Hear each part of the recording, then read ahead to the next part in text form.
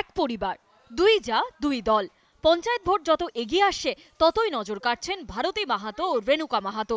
কারণ এবার এই দুই জায়ের লড়াই দেখবে পুরুলিয়ার বলরামপুরের বড় উর্মা গ্রাম। সকালের রান্না থেকে শুরু করে সন্ধ্যের ঘরোয়া আলোচনা একসঙ্গেই কাটে দুই জায়ের।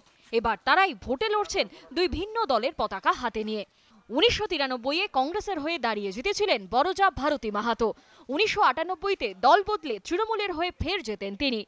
20 বছর পর আবারও ঘাসফুলের হয়ে দাঁড়ানোর সিদ্ধান্ত নিয়েছেন। অন্যদিকে ছোট যা রেণুকা মাহাতো দাঁড়িয়েছেন বিজেপির হয়ে।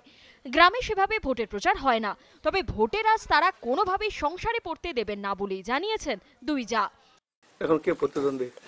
এখন রেণুকা মাহাতো কে হয় আপনার? আমার যা আশা কতটা, এখন জনগণ যা করবে।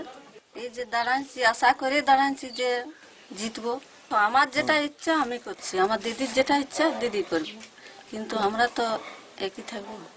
যুযুধান দুই দলের হয়ে ভোটে দাঁড়িয়েছেন দুই যা। তাহলে ভোট দেবেন কাকে?